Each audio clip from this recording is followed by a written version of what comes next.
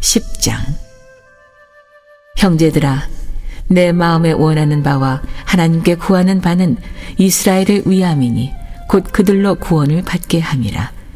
내가 증언하노니 그들이 하나님께 열심히 있으나 올바른 지식을 따른 것이 아니니라.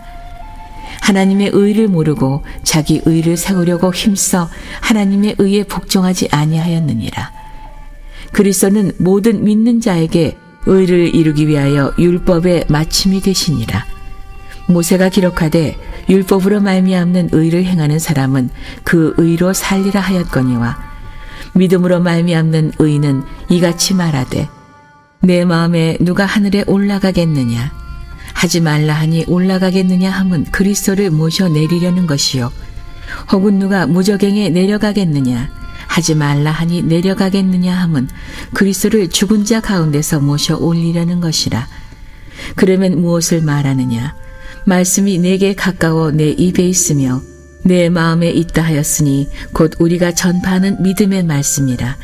내가 만일 내 입으로 예수를 주로 시인하며 또 하나님께서 그를 죽은 자 가운데서 살리신 것을 내 마음에 믿으면 구원을 받으리라.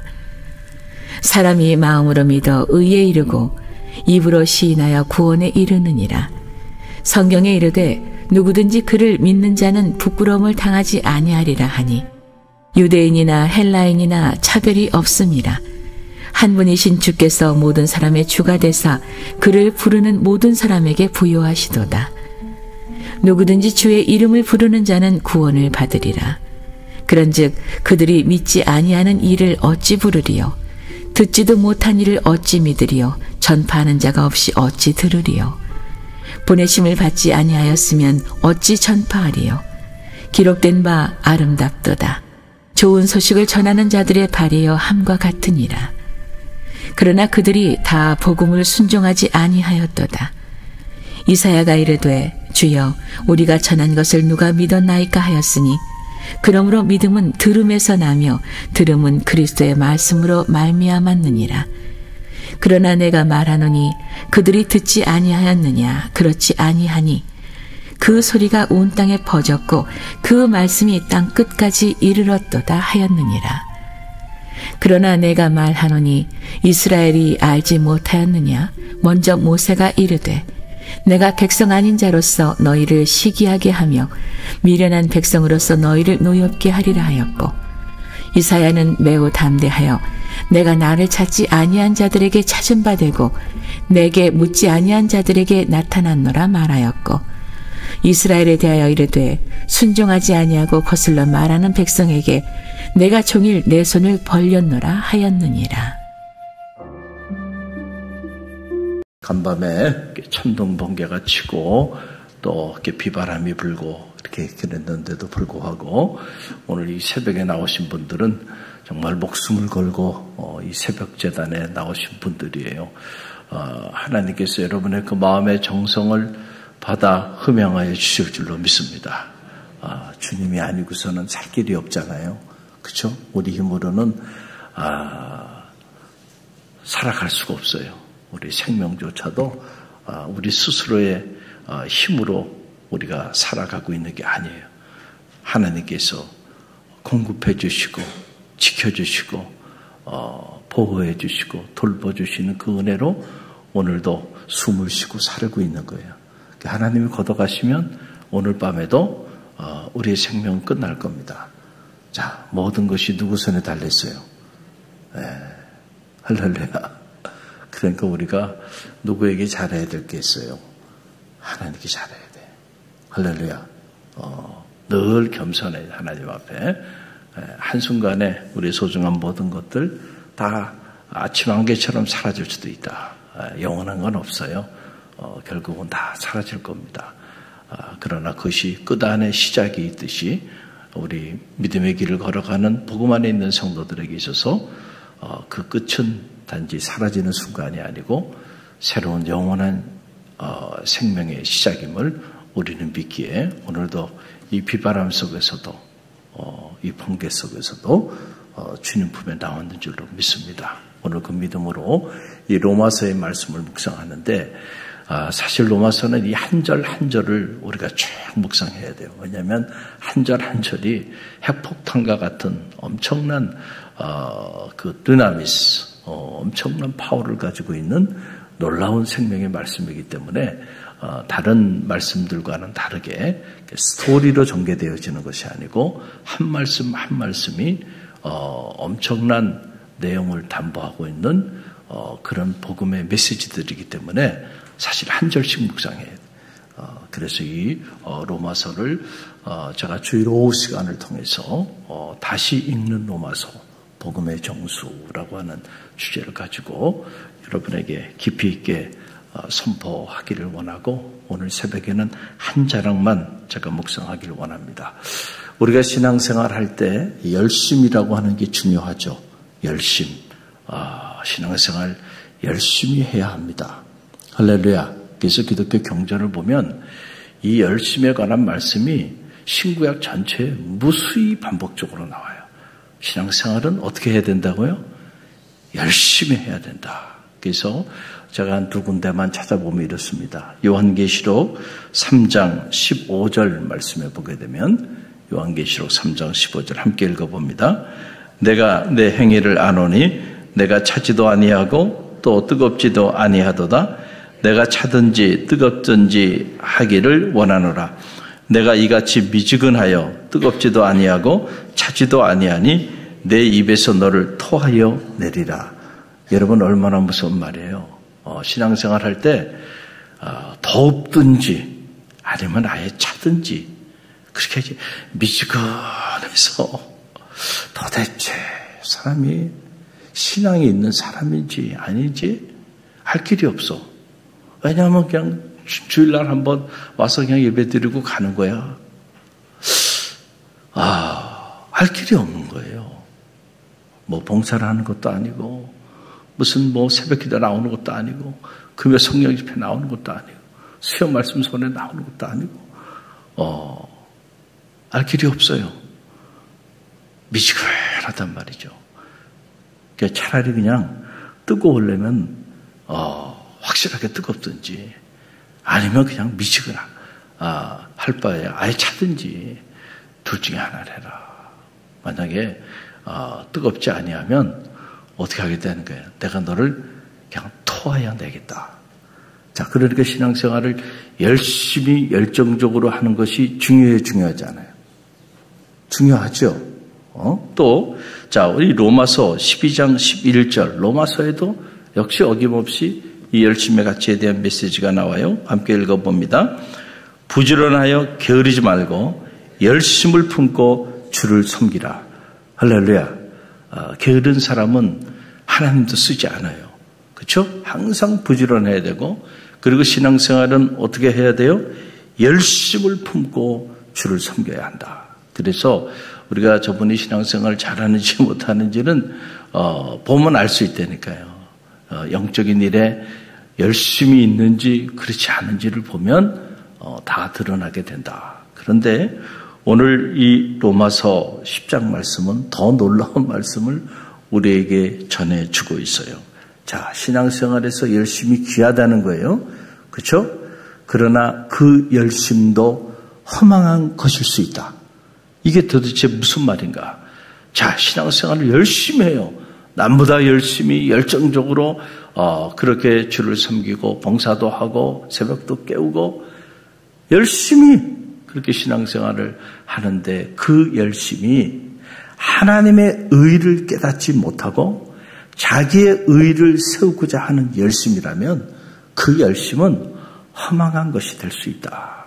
이 한국교회 성도들이 들어야 되는 메시지고 한국교회가 귀담아 들어야 되는 생명의 메시지라고 저는 생각합니다.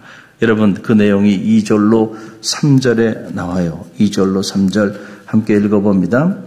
내가 증언하노니 그들이 하나님께 열심히 있으나 올바른 지식을 따른 것이 아니니라.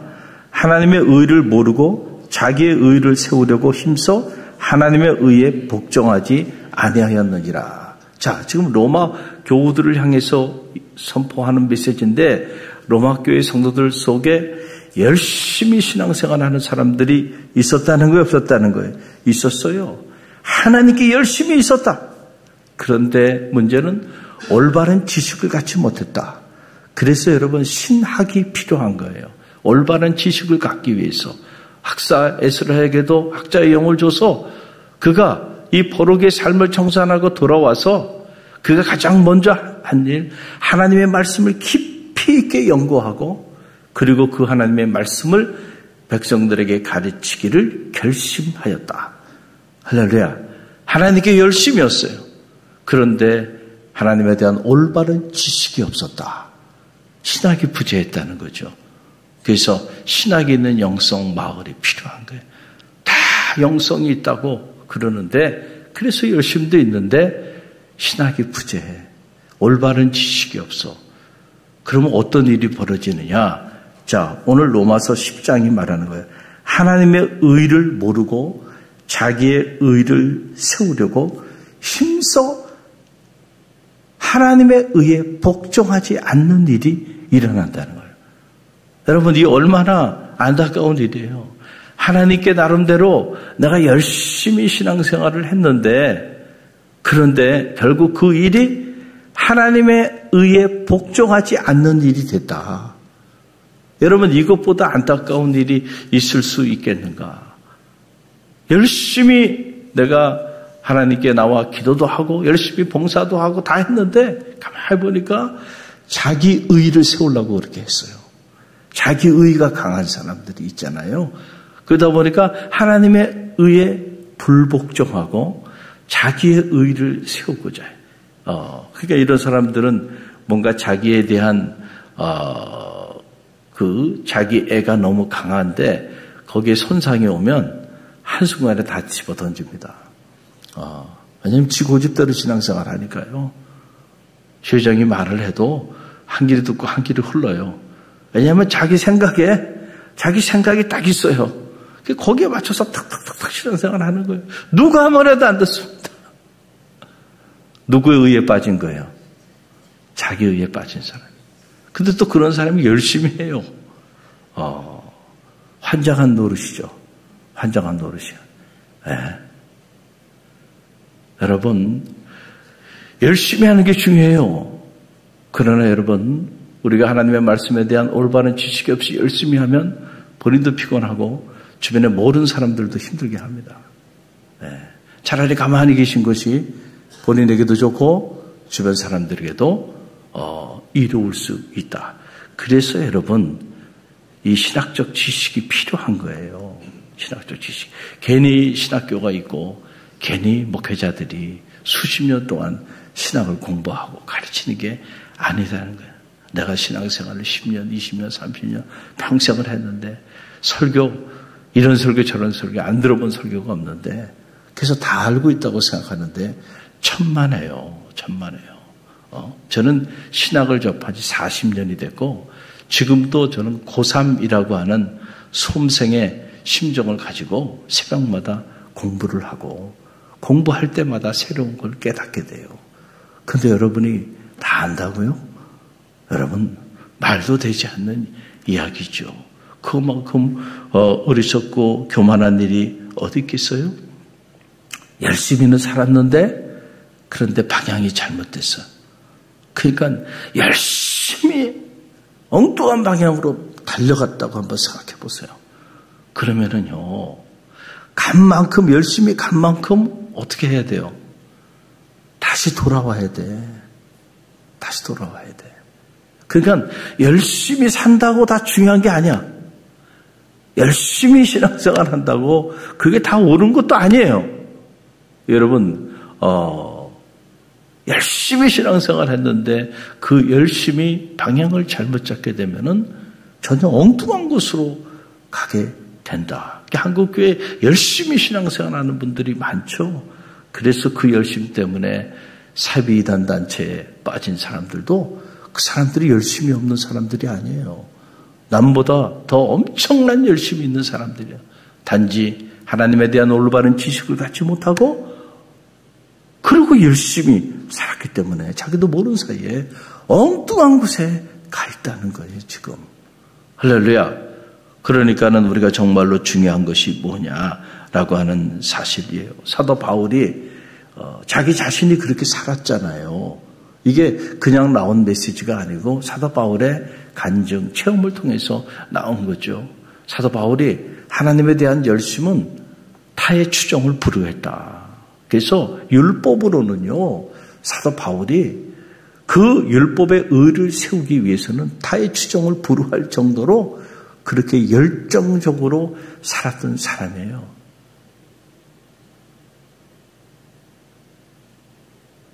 근데 돌아보니까 내가 하나님에 대한 잘못된 지식을 가지고 있었어.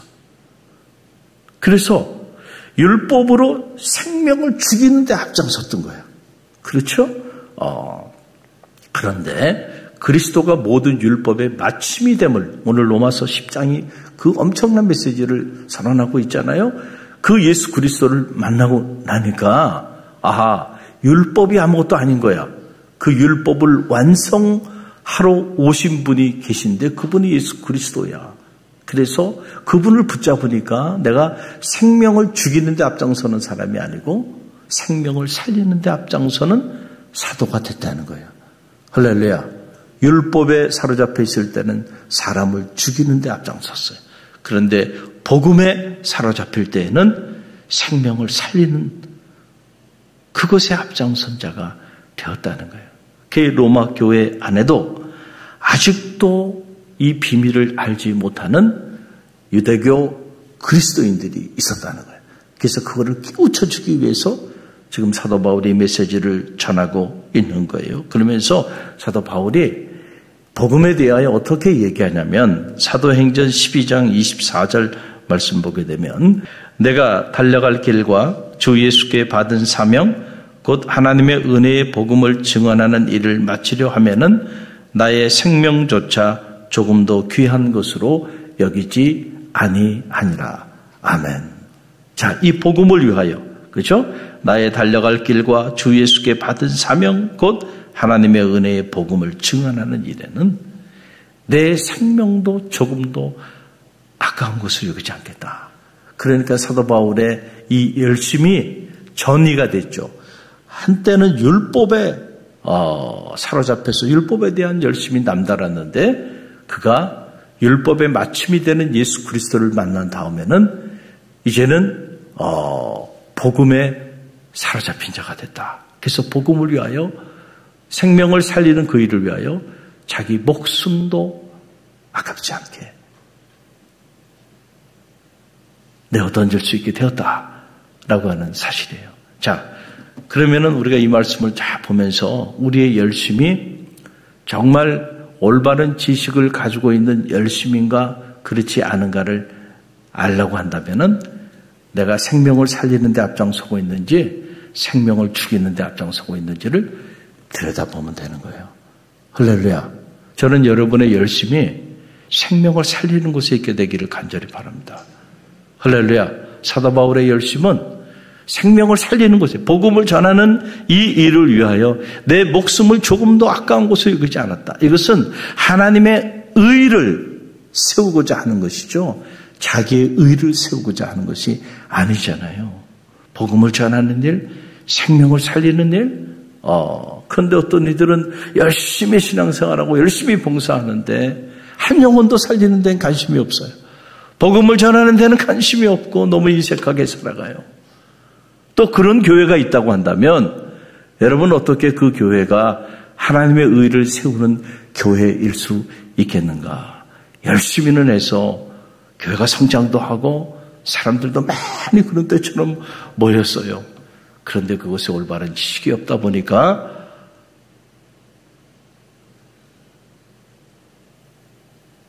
복음을 통해 생명을 살리는 그 일에는 관심이 없고 모이는 데만 관심이 있는 거예요. 교회가 바벨탑이 되는 거예요. 교회가 죽어야 복음이 삽니다. 할렐루야. 교회가 죽어야 돼. 그런 교회는 죽어야 복음이 살아난다니까. 할렐루야. 로마서는 우리에게 엄청난 메시지를 전하네요. 이미 2000년 전에 로마 교회를 향하여 이런 엄청난 메시지를 가감없이 선포한 거예요. 우리의 삶이 또 우리 교회가 예수 그리스도의 복음의 노예가 돼야지 교회의 제도나 법의 노예가 돼버리는 순간 이미 교회는 죽은 겁니다. 살아있는 교회, 갈릴리 교회가 되기를 간절히 바랍니다. 그러기 위해서는 저와 여러분이 생명을 살리는 이 일에 여러분 열심히 해야 한다라고 하는 사실이에요.